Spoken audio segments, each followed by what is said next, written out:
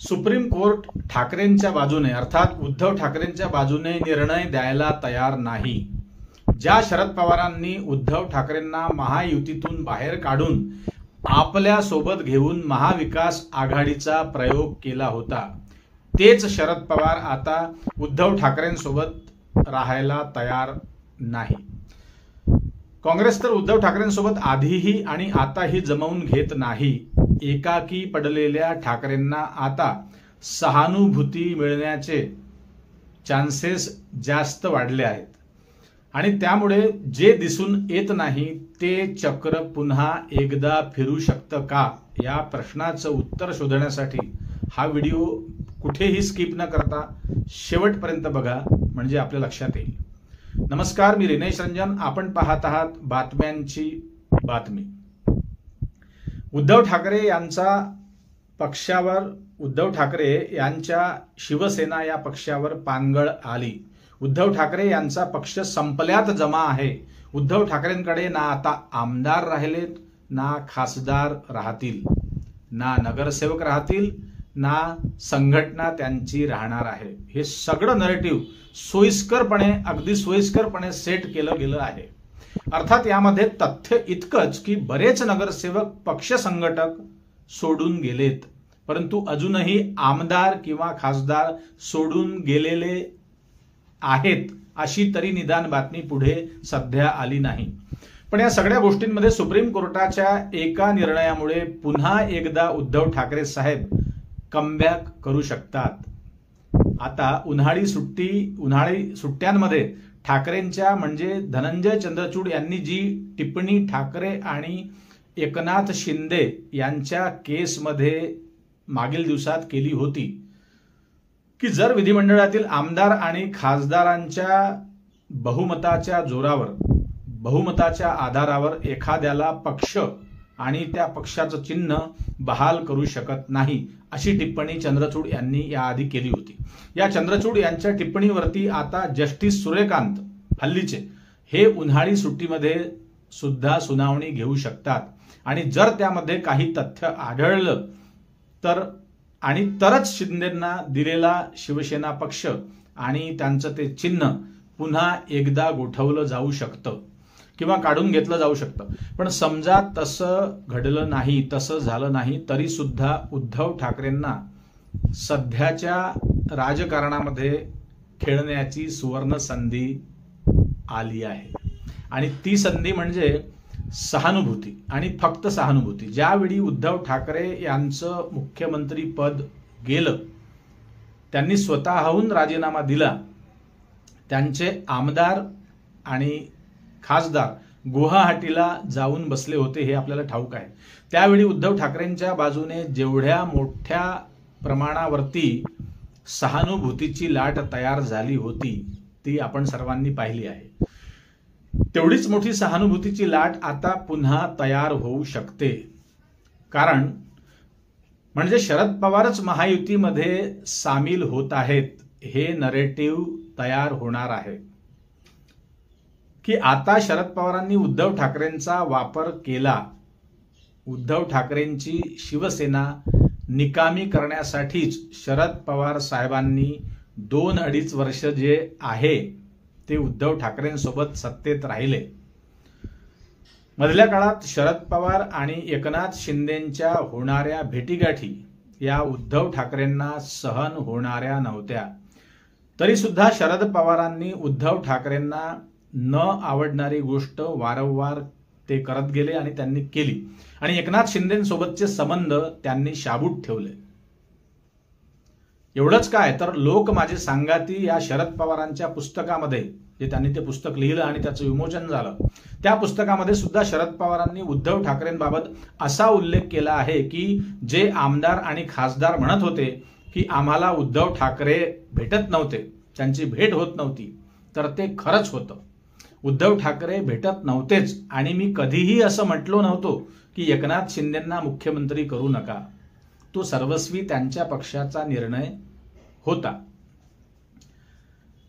या 1-2 गोष्टी अशा होत्या की ज्या उद्धव ठाकरेंना शरद पवारांनी घरचा आहेर दिल्यासारख्या होत्या आणि बघा, विरोधकांना बोलण्यासाठी आणखी संधी मिळून आल्या आणि त्याच वेळी जे शिवसेना म्हणजे उद्धव ठाकरे समर्थक आहेत ते लोक म्हटले, शरद पवार 2-2.5 वर्ष उद्धव ठाकरेंसोबत राहिलेत यासाठी की उरली सुरली शिवसेना सुद्धा पवारांना संपवता येईल. पण तो डाव काही यशस्वी झाला नाही, हे सर्वांनी पाहिलं. आता जर का शरद पवारांनी जे केलेलं स्टेटमेंट आहे, मुळात या स्टेटमेंटमध्ये सगळं काही आलेलं आहे, सगळं समाविष्ट झालेलं आहे. जर दोन्ही राष्ट्रवादी पक्ष एक होत आहेत तर यामध्ये नवल वाटण्यासारखं यापुढे काहीच राहणार नाही. याचा अर्थ असा आहे की उद्धव ठाकरे पुन्हा एकाकी पडताहेत आणि उद्धव ठाकरे एकाकी पडणं म्हणजे पुन्हा सहानुभूतीची लाट तयार होणं होय. एक लक्षात घ्या, मुंबई आणि बाळासाहेब ठाकरे यांचं नातं काय आहे ते आधी समजून घ्या. मराठी माणूस जर मुंबईमध्ये टिकवायचा असेल तर शिवसेनेशिवाय मुंबईत पर्याय नाही. हे अगदी सुरुवातीपासून बाळासाहेब ठाकरेंनी सेट केलेलं नरेटिव्ह होतं आणि ते आज तागायत आहे.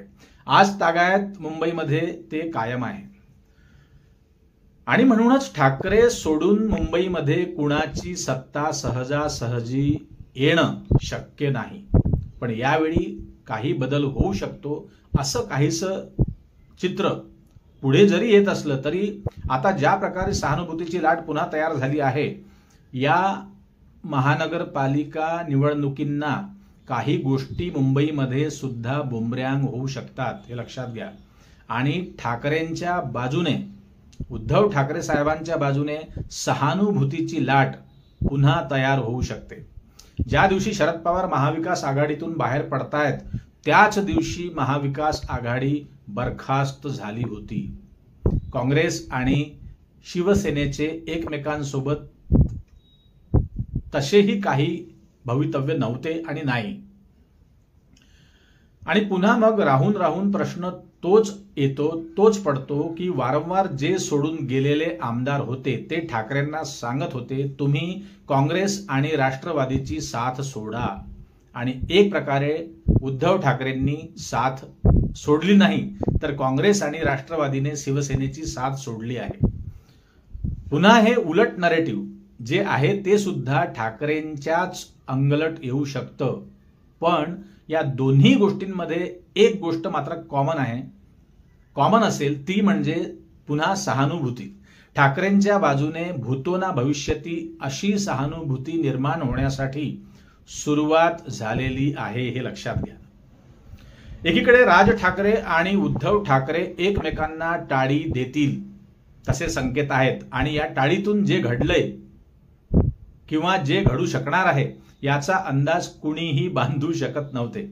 एकनाथ शिंदेंचा तो व्हिडिओ तितकाच चर्चेत आहे की दोन भाऊ एकत्र येण्याने काय काय होऊ शकतं.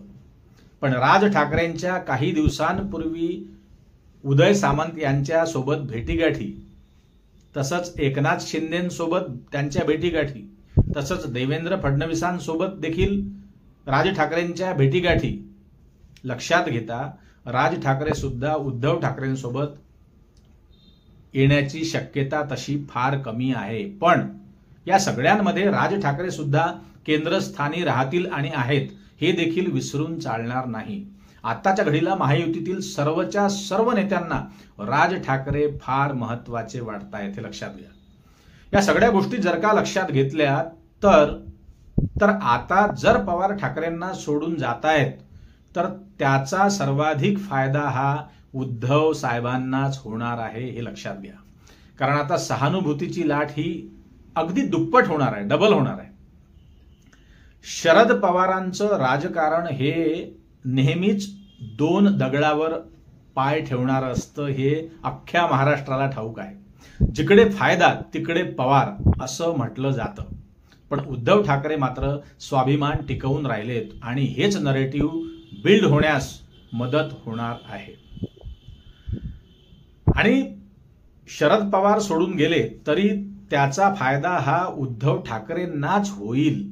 कारण ना सुप्रीम कोर्टातून त्यांनी माघार घेतली आहे, ना त्यांच्या विचारधारेला त्यांनी धक्का लावला आहे. स्वाभिमान त्यांनी आजपर्यंत आज तागायत कायम ठेवला आहे. ते अगदी नैतिकता ठेवून पुढे चालले आहेत. ते कायद्याने पुढे जात आहेत, हे लक्षात घ्या. आणि दुसरीकडे शरद पवारांनी मात्र वेळेनुसार सेटलमेंट केलं असं नरेटिव्ह तयार होईल महाराष्ट्रात. आता पुढे अतिशय इंटरेस्टिंग पार्ट मित्रहो शिल्लक आहे. लोक नेमका या प्रकरणाला काय रंग चढवतात ते बघणं आवश्यक असणार आहे.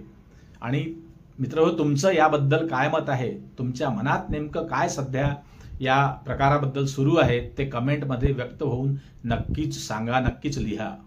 पुन्हा जाता जाता एक नम्र विनंती, चॅनलवर नवीन असाल तर सबस्क्राईब करायला विसरू नका आणि जास्तीत जास्त लोकांपर्यंत हा व्हिडिओ ही गंमत शेअर करा.